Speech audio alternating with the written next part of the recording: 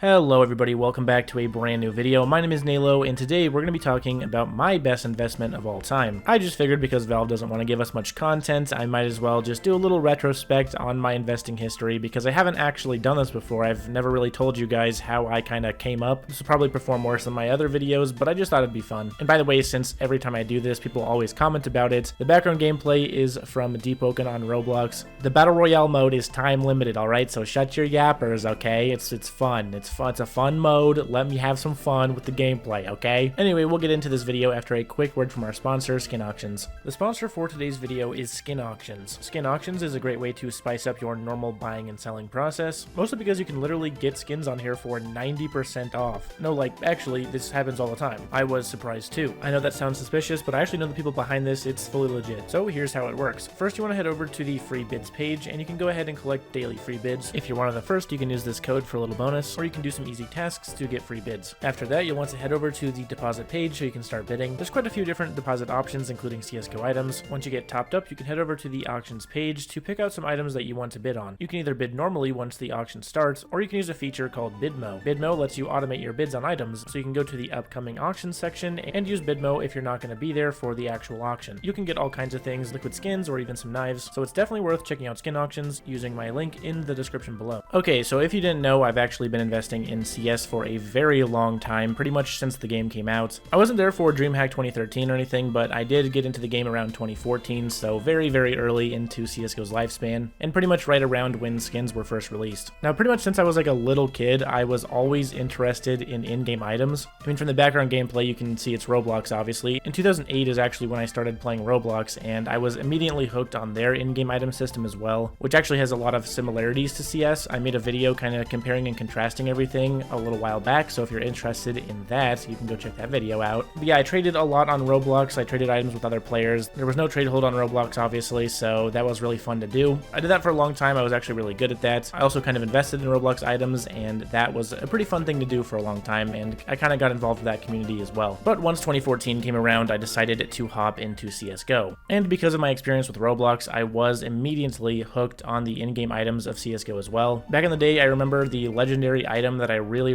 wanted to get was a Karambit Fade. If you were around in 2014, you know how, along with like the M9 Bayonet, Stat Track Factory, New Crimson Web, the Karambit Fade was also like the pinnacle of knives at the time. Now, because of my experience in Roblox items, I knew that investing in these items was kind of a thing that you could potentially do, which honestly put me ahead of the curve because at the time, people didn't really see CSGO skins as like an investment, something that could actually go up over time. Everybody was just kind of focused on getting them because they looked cool, and that was pretty much it. At the time, no one really bought anything purely for investment purposes. It was mostly just collectors and things like that. If you actually look at one of the earliest successful investors, Hawkeye, he has an entire collection of Cato 14 stickers and some of the other older stickers as well. But obviously this wasn't really done as like a super traditional investment because he has a collection of each of them. He doesn't have like a lot of Titan Hollows, for example. Obviously he still made a lot of money over time by holding the stickers, but it's just kind of interesting to see how the community kind of felt about skins for the most part. So I would say I was definitely in the minority by actually trying to be an investor. Now I was sort of around for Cato 14, but I actually never really invested in Cato 14. I think a couple of like the paper stickers probably passed through my inventory around that time. Like for example, I remember I did have an LDLC paper at one point, but I never really looked at Cato 14 in terms of like its investment potential, which obviously I'm kind of kicking myself for these days. But the first major investment that I made, and really one of my most profitable investments ever, actually had to do with an item that my friend owned at the time. So at the time, like most people, I kind of played with some of my high school friends in CSGO, and one of them actually owned a P250 Supernova that had a Dignitas Cologne 14 Hollow on it. Now I thought this was a super cool item because the Supernova is kind of like a space skin, and then the Dignitas is kind of like an alien, so it's kind of like an alien in space. And I actually ended up buying this craft way down the line, but I digress. This was like kind of my first introduction to the Cologne 14 Dignitas Hollow, and it's one of the earliest investments that I made. Honestly, I just thought it was a super cool sticker. I loved how it had like the holographic eyes on it. Now at the time, these were extremely cheap stickers. I don't have like one exact value that I bought all of them for because I kind of bought them at different times, but apparently I bought some for like $1.30 according to my market history. Now I held on to this investment for a pretty decent chunk of time. They were just a really cool sticker to me. I really enjoyed them. In a way, it was kind of like having art pieces in my inventory because I just really enjoyed how the sticker looked rather than just thinking about its investment potential. But eventually I did end up selling my Dignitas Hollow investments. Like when I was buying them, I did also sell them for different prices, so I don't really have like a strict price that I sold all of them for, but I made about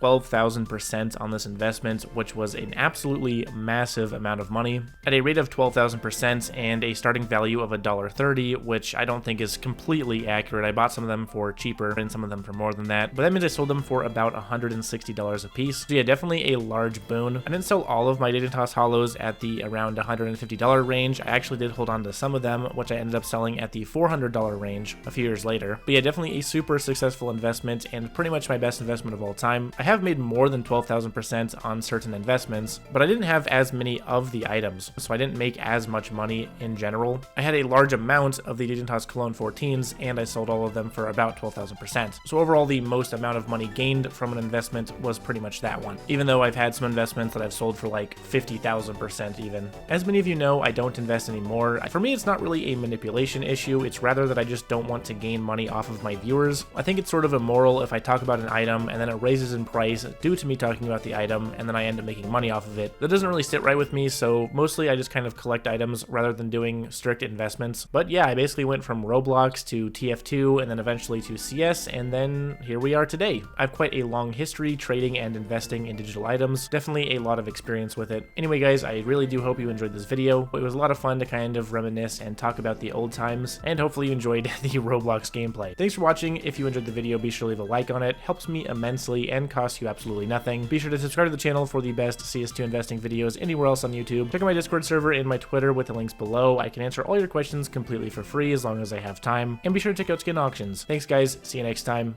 Peace.